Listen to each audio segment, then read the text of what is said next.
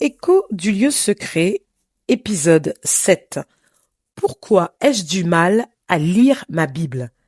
Beaucoup de chrétiens aiment Dieu sincèrement, mais reconnaissent avoir du mal à lire régulièrement leur Bible.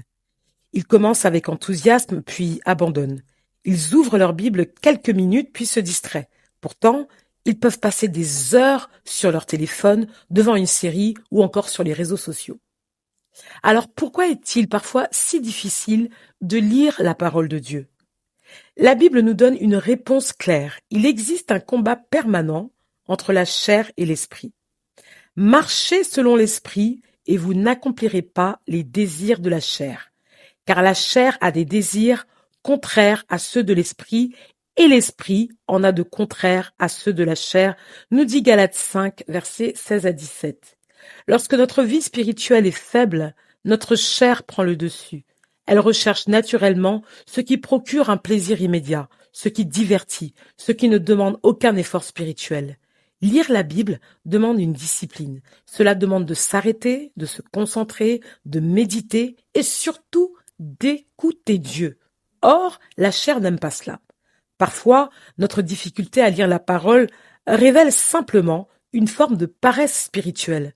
D'autres fois, elle révèle un manque de vie de prière, car un esprit qui ne prie pas finit par s'endormir. Lorsqu'une personne cesse de prier régulièrement, son esprit perd progressivement sa sensibilité aux choses de Dieu. Elle ne ressent plus la même faim de la présence de Dieu. Elle ne recherche plus les choses d'en haut avec la même passion. La conséquence est simple, tout devient plus attirant que la Bible. Pourtant, la prière et la parole sont inséparables. La prière nous permet de parler à Dieu. La parole permet à Dieu de nous parler. La prière allume le feu, la parole l'entretient. La prière ouvre notre cœur, la parole le remplit. On ne peut pas grandir spirituellement en négligeant l'un ou l'autre. Femme diadème. Si vous constatez que vous avez du mal à lire votre Bible, ne vous condamnez pas. Revenez simplement à la source. Reprenez une vie de prière fidèle, même courte. Demandez au Saint-Esprit de réveiller votre faim spirituelle. Ne lisez pas la Bible parce que vous y êtes obligé. Lisez-la parce qu'elle contient les paroles de la vie éternelle. Lisez-la parce qu'elle éclaire vos décisions. Lisez-la parce qu'elle fortifie votre foi.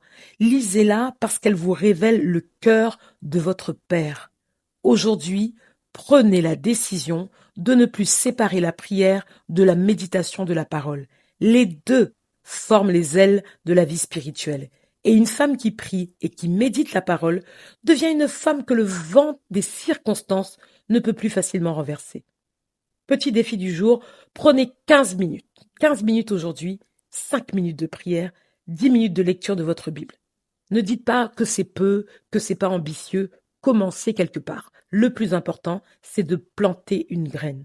Une fois que vous avez terminé votre petit temps de prière et de méditation, demandez au Seigneur, Père, réveille en moi la faim de ta parole. À très bientôt pour un nouvel épisode de Écho du lieu secret.